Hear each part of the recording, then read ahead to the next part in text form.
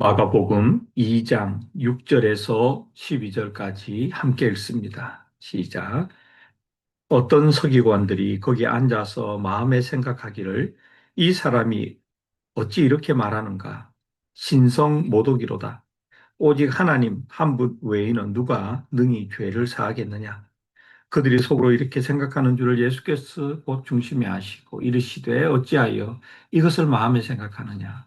중풍병자에게 뇌제 사함을 받았느니라 하는 말과 일어나 내 상을 가지고 걸어가라 하는 말 중에 어느 것이 쉽겠느냐.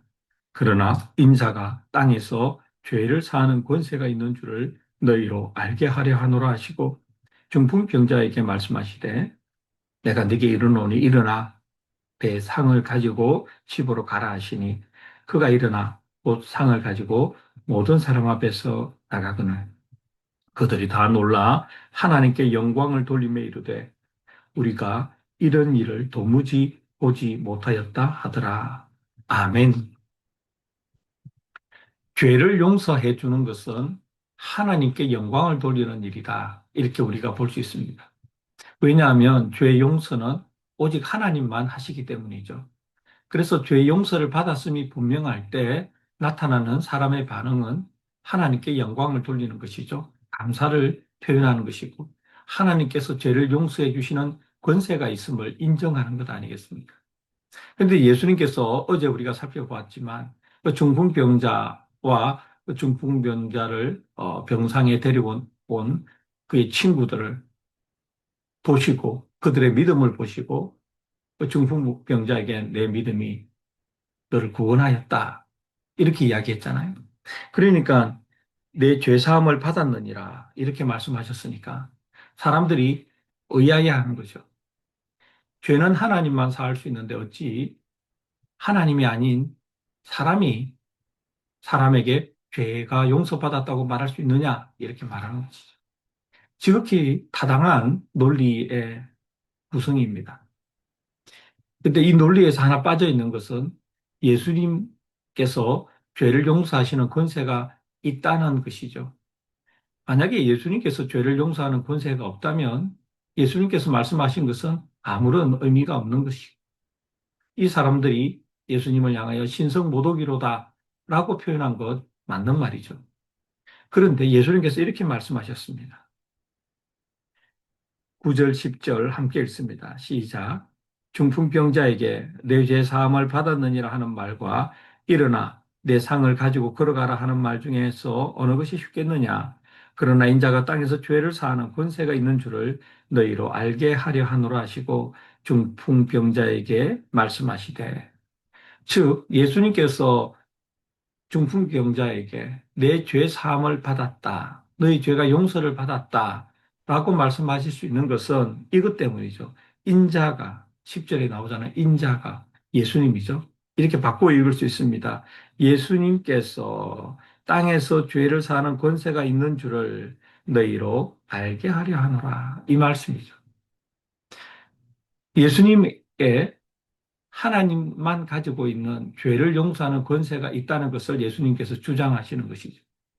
그리고 주장의 근거가 그 사람이 병이 나아서 간 거죠. 결과가 그렇게 나타나는 것이죠. 죄 용서를 받았기 때문에. 우리는 여러분과 제가 예수님을 믿으면 죄 용서를 받는다고 알고 있잖아요. 성경에서 예수님께서 말씀하시지 않았으면 성경이 그것을 뒷받침하지 않으면 우리는 정말 허망한 것을 믿고 있는 것이죠. 하나님만이 죄를 용서해 주실 수 있다고 우리가 아는데 예수님께서 죄를 용서할 수 있는 용서하시는 권세를 가지고 있다. 우리는 그걸 믿는 거 아닙니까? 그런데 놀라운 사실을 이것을 믿는 사람에게 죄 용서가 임한다는 것이죠. 그러니까 그 핵심에 믿음이 있는 것 아닙니까? 눈에 보이지는 않죠. 이 사람처럼 특별하게 병이 들었는데 예수님께서 내 죄가 용서를 받았다 함과 동시에 병이 나으면 정말 누구나 쉽게 깨달을 수 있는데 대부분의 경우는 그렇지 않습니다. 우리가 예수님께서 내 죄를 용서해 주셨다고 믿는다고 해가지고 갑자기 병이 났거나 그런 일은 거의 일어나지 않습니다. 그래서 우리에게 필요한 것은 믿음이죠. 그 믿음은 곧 성경에 기록된 하나님의 말씀에 대한 믿음이죠. 그래서 믿음은 눈에 보이는 것 아닙니다. 눈에 보일 수도 있지만 이런 경우처럼 대부분은 눈에 보이지 않는 것이죠. 그러나 우리가 지난 주일에 살펴보았듯이 우리의 속사람이 살아가는 것, 눈에 보이지 않는, 눈에 보이지 않는 것을 보는 것이죠. 그것을 믿는 것이죠. 그것이 믿음입니다. 여러분과 제가 죄인이잖아요. 우린 죄가 많지 않습니까? 우리 죄를 용서받지 않으면 하나님께 속할 수 없는 것 우리가 알잖아요.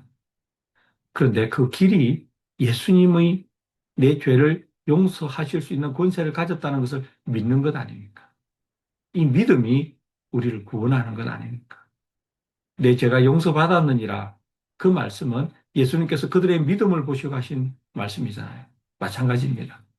여러분과 제가 예수님께서 죄를 용서하시는 권세를 가지고 계신 분임을 믿을 때, 우리 죄를 고백할 때, 우리 죄 용서가 일어나는 것이다. 오늘 하루도 죄 용서를 받은 사람으로 하나님과의 관계가 회복된 사람으로 살아가는 여러분과 제가 되기를 바랍니다. 그럴 때 비로소 죄 용서가 내게 일으키는 놀라운 변화를 삶 가운데 경험하는 것이죠. 마음의 평안이 찾아오고 하나님과의 관계가 친밀해지고 말씀을 읽게 되고 기도하게 되고 전도하게 되고 예배를 사모하게 되고 그 예배에 참석하여 하나님을 예배하는 것이 기뻐지는 우리에게 일어나는 이 놀라운 죄 용서의 은혜가 오늘도 우리에게 임하여서 나는 죄 용서받은 사람이다.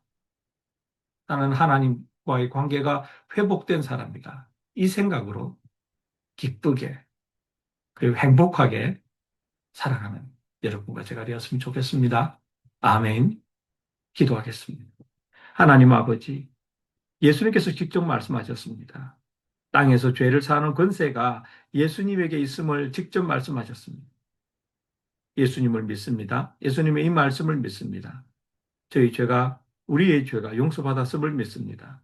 그러니 이 중풍병자가 그 즉시 일어나 상을 가지고 집으로 돌아가는 일처럼 우리의 마음에, 우리의 삶에 놀라운 하나님의 은혜가 임하여 평안과 기쁨과 하나님을 가까이 하고자 하는 간절한 마음과 예수님을 전하고자 하는 담대한 마음이 일어나게 하여 주시옵소서. 오늘 하루도 주 예수님과 함께 기쁨의 하루를 보내기를 간절히 소원하며 예수님의 이름으로 기도드립니다.